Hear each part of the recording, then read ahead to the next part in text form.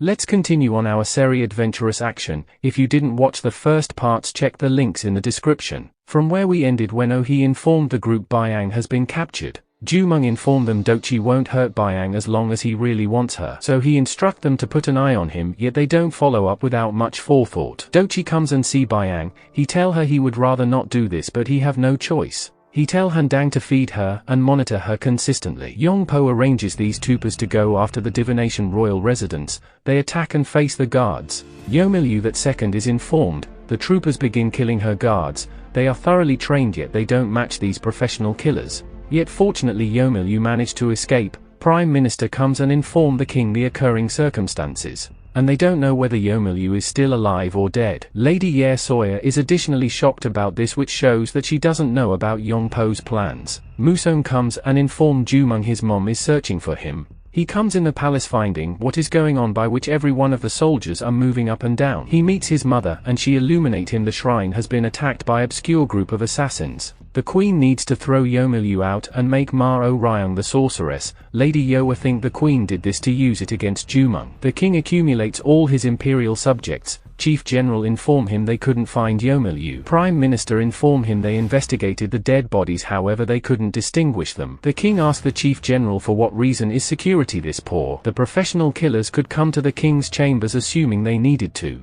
He commands him to search for Yomilyu and reveal who's behind this. Chief Yuntabal is likewise educated. The chief suspects to be Daiso, however Sono says Daiso is very cunning. He can't do such crazy thing, so Sono asks his father if he will help Yomilyu, assuming she comes to him. Seong illuminate them Yomilyu is the sorceress as well as has a profound knowledge of Buyo. Seong don't see why they shouldn't side with her. Lady Ye Soya meet Daiso and illuminate him, she think Yongpo is behind this. That second Yongpo comes in and tell them wouldn't it be perfect in the event that Yomilyu dies and Ma-O Ryong becomes the sorceress. Daiso ask him whether it's the reason why he sent the assassins. Yongpo first denies and Lady Ye Soya inform him it's perfect assuming Yomilyu is truly dead. She asks him to simply let them know if it was him, since they need a reinforcement on the off chance that she's not. Yongpo confess it he was him and Daiso irately punches him. There comes a snapshot of chaos among them. Yongpo illuminate them he believed that the king should support him. He can bear losing to Daiso, however he can't tolerate losing to Jumong, and his mother said the king approved. Daiso edifies him he shouldn't have did this without examining with the family first. After Daiso takes Yongpo in his chambers and request him to tell the essential fact of the matter. He initially inform him Dochi selected the killers and the rest of the story. After he ask him to confirm assuming Yomilyu is dead, Yongpo inform him he let all the killers go into hiding, so he doesn't have any idea. After Yongpo leaving, Daiso tells Naru to track down Yomilyu and finish her off. Chief Minister that night meets King Gimwa and inform him people actually still reserve Yomilyu, and bits of gossip that she was killed are causing a lot of chaos. Gimwa ask how they might conciliate general society. Chanan say they should figure out whether she's alive and assuming she returns, the king should forgive and never revisit how she treated Hamosu. Gimwa says that isn't the reason for why they drifted apart. King illuminate him his staying away to limit the shrine's authority. King Gimwa says he don't doubt the shrine's authority, yet he won't allow them stand against the royal matters. And assuming Yomilyu returns he will genuinely apologize, yet just for not safeguarding the shrine appropriately. Lady Ye Soya requests the Sekuldo priestesses to use their powers to check whether Yomilyu is alive. Priestess Ma-O Ryong tells her their powers don't match for Yomilyu. On the other side, the star girl utilizes her powers and gets to know Yomilyu is alive. Her fella prompt her not to say a word regarding this.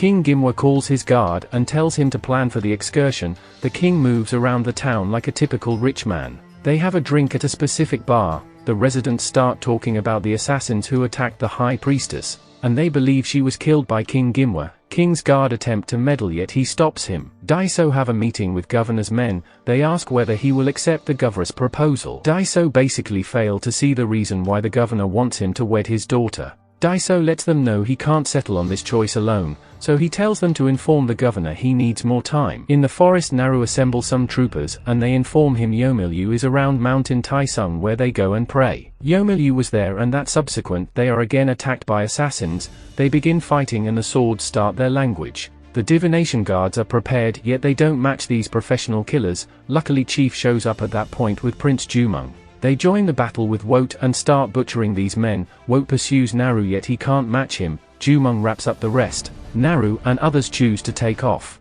That evening Yomilyu have a word with Jumong, as she most likely is aware he's the person who broke the Damui bow. So Jumong asks whether it's the reason for why she think he will be no decent for Buyo. Yomilyu tells Jumong it's his destiny. After Yuntabal comes and she lets him know she will get back to Buyo, Yomilyu asks him whether he will help her or not. Yuntabal promises to safeguard her. The following day Naru illuminate Dai so Yuntabal and Prince Jumong protected Yomilyu.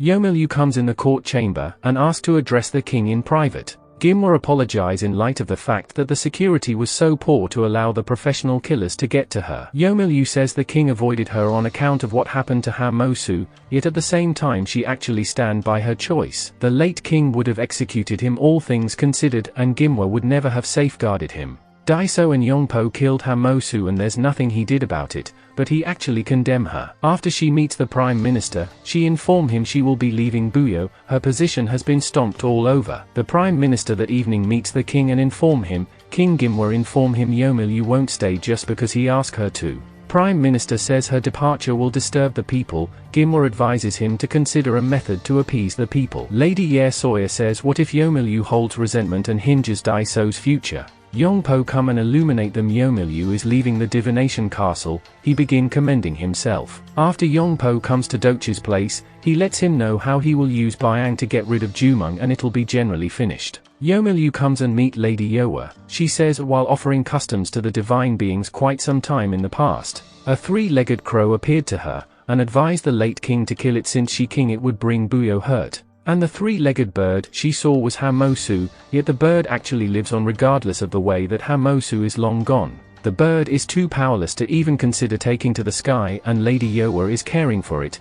Yomilyu advise her to nurse Jumong well. Yomilyu says she will presently turn against Buyo and serve the three-legged crow. After Yomilyu leaves the divination palace for no return. That evening they start the function to elect another sorceress. True to form, Priestess Maro Ryung was the #1 candidate. After Daiso and his mother meets her, Daiso requests that she assist him with becoming crown prince and he will safeguard her. Yomilyu meet Yuntabal as they plan to accompany her to Gairu. She says it's not the time yet. She need to initially venture to the far corners of the world and serve the divine beings for some time. After she calls for Jumong, she illuminate him she made a blunder and misread the god's will. She lets him know his biological father is Hamosu not King Gimwa. Then, at that point, she retells him the entire story. Upon every one of these wrongdoing she have brought upon him and General Hamosu. Yomilyu is willing to accept the punishment he gives to her. Jumong remains stranded and start visioning the old days with his father. After Yomilyu is far removed,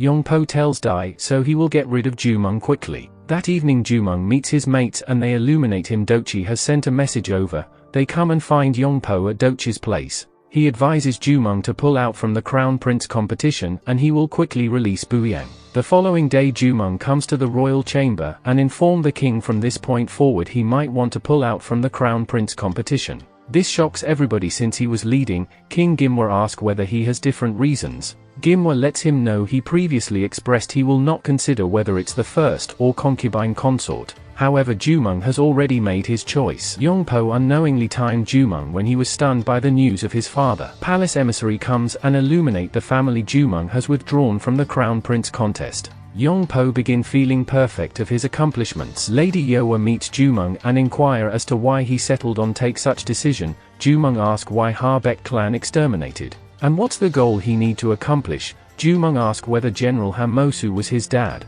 Lady Yoa has nothing to say on every one of Jumong's inquiries. He turned back to his old days of drinking, reviewing the story his mother has told him. Seong informed Chief Yuntabal Jumong announced that he was pulling out from the Crown Prince competition. Indeed, even his men outside were furious subsequent to hearing this. So Sono comes and asks them the explanation for Jumong withdrawing from the competition. Marie tells her this is a result of Byang. So Sono inquire as to whether she's the young lady who is working at Dochi's trade bunch. Marie continues Dochi and Yongpo plan to kidnap Byong, and on the off chance that Jumong didn't pull out from the Crown Prince contest, they would kill Byang. This surprises her and she can't believe it. Prince Yongpo liberates Byang and she promptly comes to Chief Yuntabal's place. She lets them know she heard Prince Jumong withdrawn from the competition.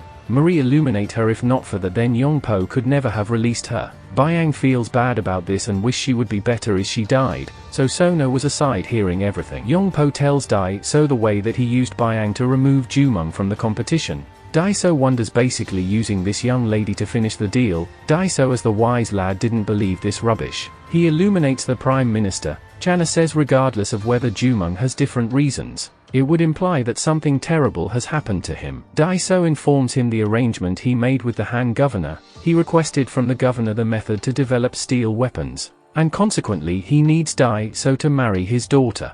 Following day, Jumong returns to Yuntabal place. He meets Byang and she begs him to change his mind. Jumong says he have no regrets and the reason behind why he withdrawn is certainly not due to her. The next day, he gathers his men. Still they question the reason why he withdrawn from the competition. Jia comes in and hands Jumong a letter from Buyang. He goes through it. Buyang says she will be taking her brothers and sister alongside herself and leave Buyo. She's a lowly status, but her heart has His Majesty in it. In this she's as of now off base. After they illuminate Oi, Byang has left Buyo. He freaks out and runs through the town calling Buyang. Jumong after goes to Sono's chambers and illuminate her. He need to leave Buyo, so Jumong choose to hand this jade ring to Sono, as a sign showing his love for her. Marie and the group search for Dochi and thrashes him with his men. Most particularly Oi was angry on the grounds that he was enamored with Byang. Ministers says since Prince Jumong has exited the competition, so it implies that the challenge is presently pointless regardless of whether Prince Yongpo is still part of it. Prime Minister additionally suggests they approach His Highness and urge him to name the Crown Prince. Yongpo hearing this was exceptionally disappointed. He says he was the person who disposed of Yomilyu from the castle, likewise the person who sent Jumong away. Dai-So was near and he lets him know it's fine, they will continue to compete. So Sono, recollecting Jumong's final words, she chooses to put on the ring. Jumong meets Chief Yuntabal to tell him how he won't be able to work for a while, he needs to see the rest of the big world. Yuntabal says he failed to see what drove Jumong unexpectedly to quit the competition. Jumong requests Yuntabal to let him know the kind of person General Hamosu was at the time he met him. They retell him the entire story and how he saved their group from the bandits. After that, Jumong meets his men and informs them there is some place they need to go. After he sends a letter to his mom, informing her he have left Buyo for a while because his heart is disrupted. He first ride to Mountain Chunmu with his men, where his dad trained him every necessary skills of fighting. They camp that night. Yotbo once said his dad was part of the Damui armed force. So Jumong asks him if there's a method to find anybody who used to be in the army. Yotbo tells him some time back, he met a companion of his dad who was in the army, but he couldn't say whether he is as yet alive. That very night in Buyo, King Gimwa have a dream about the Han Iron armed force killing his old comrade General Hamosu. After he comes and meet Lady Yowa, he asks her whether Hamosu is the reason why Jumong dropped out of the competition. He asks her for what reason she didn't illuminate him that Jumong knew. Gimwa says if Jumong knew the truth it must have been unbearably difficult. Lady Yowa informed him Jumong was exceptionally stunned and confused. Gimwa says he should meet with Jumong and enlighten him regarding Hamosu. She informed him Jumong has left Buyo. Jumong left for some time to sort out his confused heart. This irritates the king a lot. Yongpo comes to Dochi's place finding him wounded. Han Dang illuminate him it was guys under Jumong, Marie and the group, and they left Buyo with Jumong. After Yongpo informed Day in this way, Dai-So asked Yongpo whether he still believed that Jumong quit the competition because of Buyang. Yongpo says maybe Dai-So question him and don't appreciate his efforts. Dai-So advise him not to simply look one stride ahead, but rather a few strides in front if he need to compete with him. In the royal court, the royal lets the king know there is no point to continue the competition with the remaining two princes.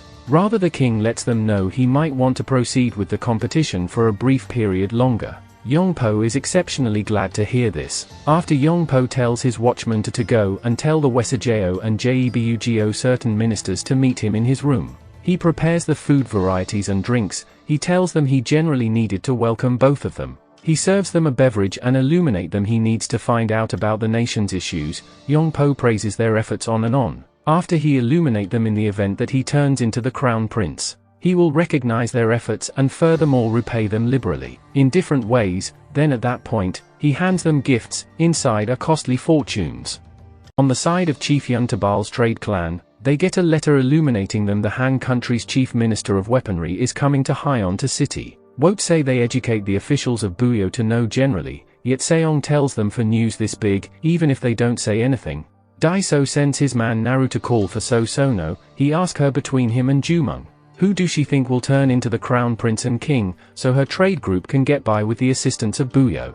However, until she pursues the right decision, Daiso is willing to wait.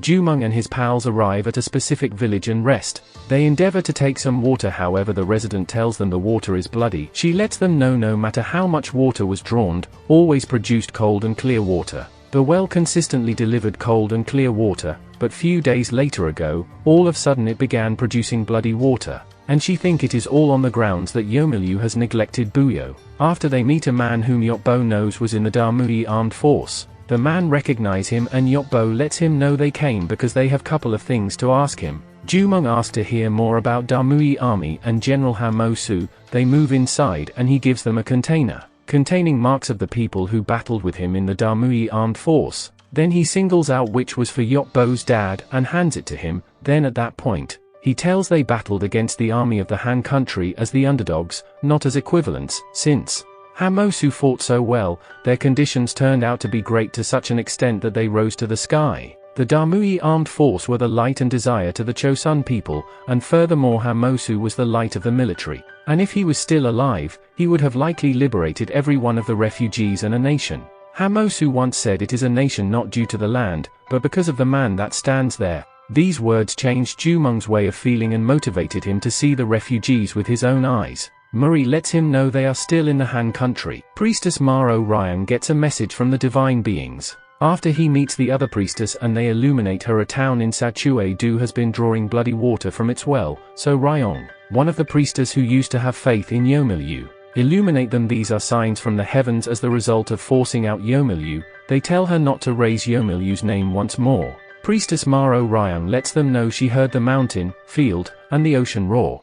After Priestess Maro Ryang comes to the royal court and inform the king. Gimwa tells her in the event that those rumors of are to scare the residents, she won't be safe on the grounds that she's a priestess. Palace emissary informs the king, in the past in Gamar country, there was gossip that the well water turned bloody, right before it was attacked by the Han country. Prime Minister lets him know they need to initially stop the residents' panicky state, so that tales should not flow any longer. The Chief Minister comes in and informs the king there has been a message from Hyon to City stating that the head of weaponry is coming. Prime Minister says they are hoping to load up on weaponry, and there might be a possibility of war. After Daiso illuminates the Prime Minister, he have no choice but to go to Hyon to City and figure out what is happening.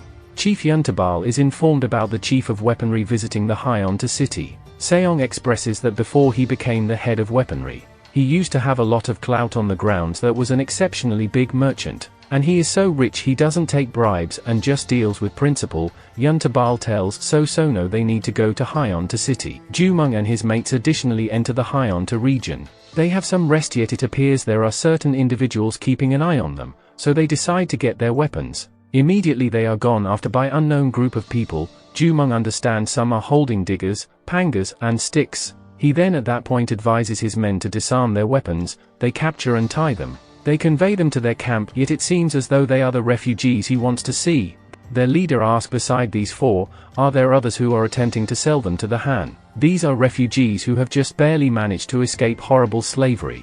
Jumong lets him know they are connected with the Damui soldiers. The man says he was a Damui fighter and the military was obliterated quite a while back. Yotbo shows him his father's mark. Thus they free them. He illuminate them how the Han caught him and discarded 15 years in the slave camp at Hyon to City. He had a wife and a girl, yet they died without enduring over 2 years. And considerably more refugees are being enslaved in Jimbun and Imdun than in Hyon to City. Jumong advises them to go to Buyo. King Gimwa will without a doubt acknowledge them. They inform him Gimwa threw away the Damui army and the refugees after Hamosu's death. 10 to 20 years passed of holding up him to save them. Jumong tells them, him and his men will evade the Han soldiers and allow these refugees escape from Hyon to City. Yet the man refuses and advises Jumong and his men to leave. Jumong tells them to take their horses at least to ease their load. Chief Yuntabal and his group arrive at the Hyon to City. Chief, in order to meet the head of weaponry, they have to first meet with Governor Yang Jing. Prince Daiso additionally comes and meet the governor in Hyon to City. Daiso says if he is to turn into the crown prince of Buyo, He really want the skills of an ironsmith, then after he will accept the governor's girl as the crown princess. As Jumong and his men moving further to Hyeonto region, they see the Iron Army, so they choose to hide. Realizing the refugees are in danger, they decide to run back. The Iron Armed Force slaughters the refugees and after catch some and take them back, Jumong lets his men know they should save these refugees. They begin following them. Jumong attempts to shoot one, yet the bolt just bounce the armor and break. He attempts for the second time, however a similar story, so the last weapon is to run. Oh, he attempts to attack with his sword, yet it breaks. Jumong again shoots, but their armor is hard and no weapon can penetrate. We shall continue from here the next time. Subscribe to the channel to help it out. Thanks for watching.